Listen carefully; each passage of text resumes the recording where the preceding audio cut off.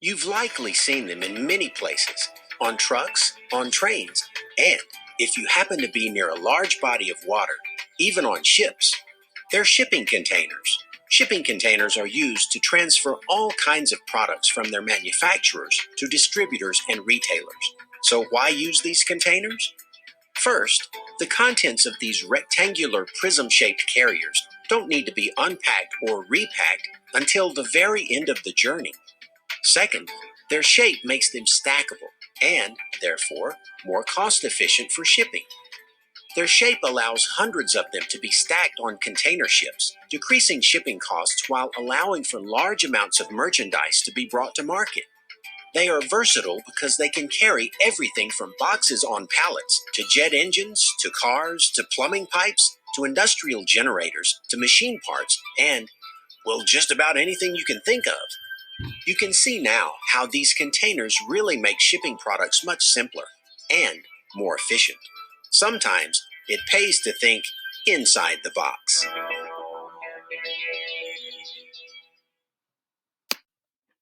Okay, so here is a picture of one of the shipping containers that could have been on that boat that you saw in that last video. So these shipping containers are actually rectangular prisms.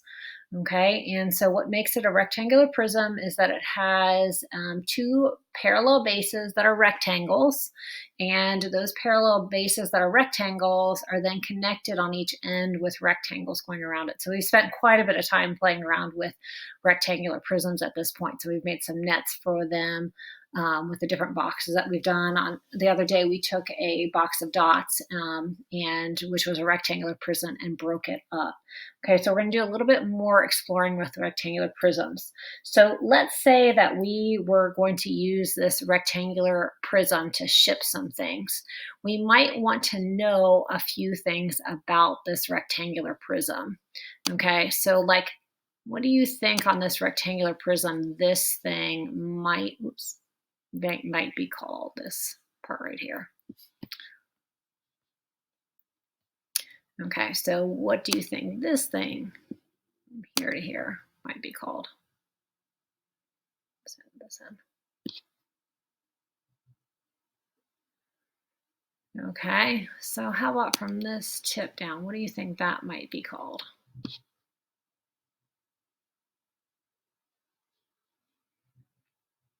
Okay, I'm gonna just change a real quick color.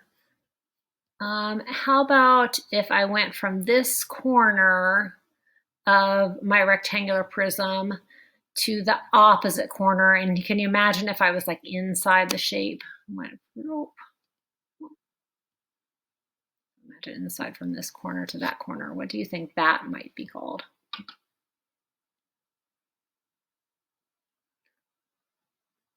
Okay, what do you think it would be called if I tried to, let's see, this will work.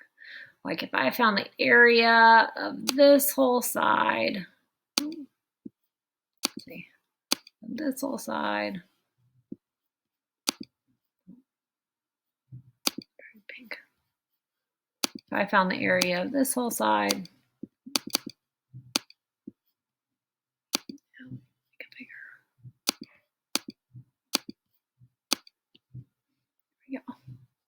so I found the area of this entire side. Whoa.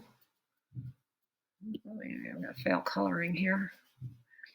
Okay, and then I found the area of this side. I found the area of that, and then I found the area of the bottom of this thing, and then the top, and then the right side, and then the back. What do you think that's called? Some serious reason. There we go. Okay, so, and then what if I tried to figure out how much stuff could fit inside? So I try to like fill it all up with something. What do you think that measurement might be called? Okay, so next I want you to look at this picture. Okay, so we've got the length, the width, the height. the diagonal across the surface area. So imagine I tried to color all 6 sides, or the volume. So imagine that I took the yellow and tried to fill the inside. Use those different words to answer a couple questions. Okay, so let's suppose that these are how those shipping containers, those rectangular prisms, are stacked on a ship to be shipped out.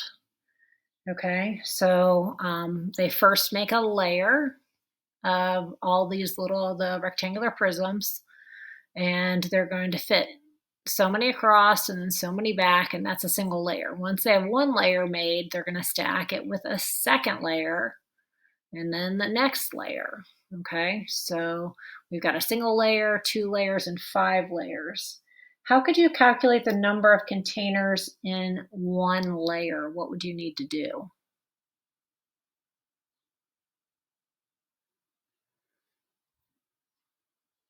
Did you think you'd need to take that width right here and that length? Because I've got 4 containers across and 5 containers back. So in this single layer, okay, I would have a total of 20 of those boxes, okay? Total of 20 rectangular prisms. All right, how about if I had 2 layers? How many total containers do you think are in this? Well, my bottom layer had 20, and now I've got a second layer of 20. So aren't I just gonna have 2 times 20? Won't I have a total of 40 layers? 40, sorry, not 40 layers, 40 shipping containers? How about in my last one? How many shipping containers are contained in this? Well, do you see how there's a single layer still of 20, the same size as this one, but how many layers of 20 do I have? Do you see how there's 5 layers that are all the same size of 20? So how many total containers are there in this last one? Did you think 100? Okay, so let's generalize what we just said, okay? What if you couldn't see all the little mini containers that I'm putting together on this big load? What if I just told you that there were going to be 10 containers in a row going across? Okay, so I'm gonna fill with 10. And that those 10 containers, there are 15 rows of those 10 containers. So going back here, 15. Okay. How many containers do you think would just be on this bottom layer? How many containers would there be on just this bottom layer? Sorry, guys. Trying here.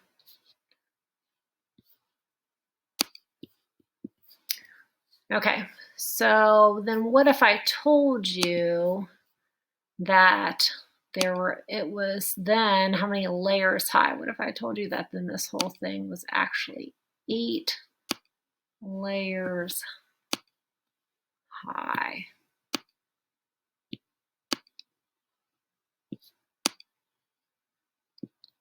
So I know that's looks way thicker and not really to scale here.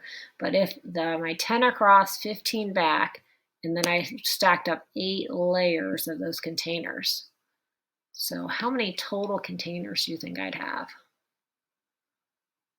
Now, do you think on the bottom there would be 15 by 10, so there'd be 150? And then I've got 8 layers of that 150, so if I multiply that by 8, how many total containers am I going to have in this big shipment? Did you think it was 1,200? Okay, because it would be 8 layers of 150.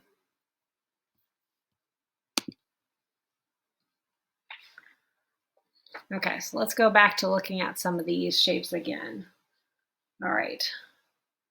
So we already really found the volume of each of these, right? So what was the volume of the first one? How many total containers are in here? How about on this one? How many total containers are on this one? And how about this one?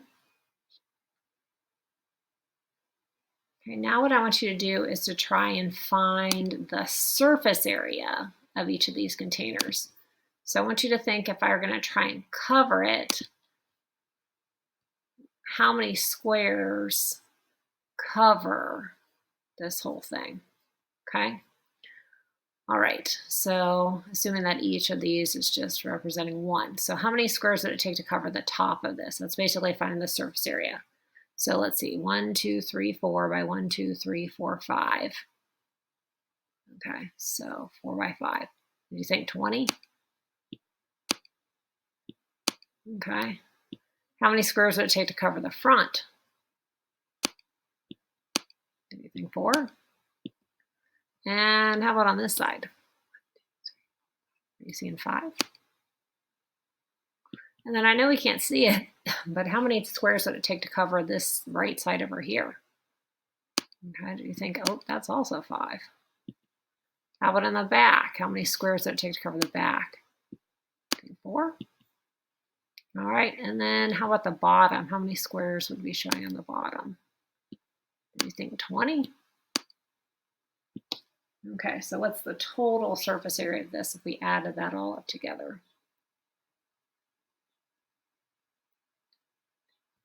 Okay, hopefully you thought it would be 58. Okay, so you're going to do the same thing. You're going to go ahead and now try and find the surface area of this shape. Okay, so how many squares would it take to cover the front? You see how there's 8. How about this side? Do you think there were 10? And the top? 20?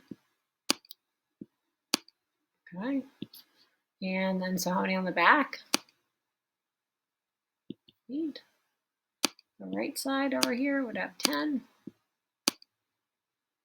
And how about the bottom? And that also have 20, the same as the top.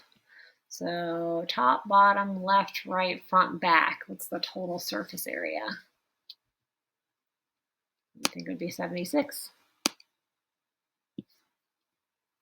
Okay, now we're going to try and find the surface area of this last one. Okay. All right, so how about the surface area of the front? How many squares showing on the front side?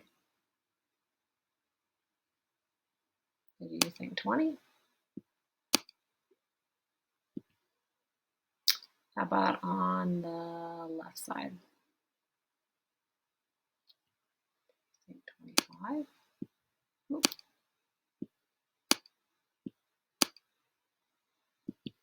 How about on the top? You think 20? Okay, what would have to be on the right side? 25. The back? 20. And how about the bottom? 20. So what's the total surface area? How many squares would it take to cover this whole thing?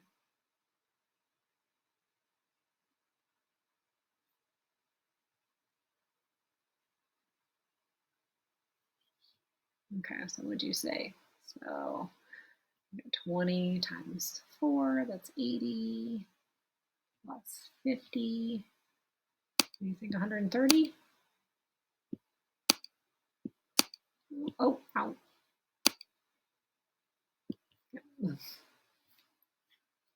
Okay, so hopefully you're starting to make some connections on how to find the volume of a rectangular prism. So how many blocks would fit inside? Okay, and maybe you're seeing, okay, well, I guess there's really just a formula. I can just take my length times my width times my height if it's a rectangular prism. And you're also finding how to find the surface area. The surface area is a little bit more work. The surface area, you're going to find the area of each of the 6 sides and then add it together.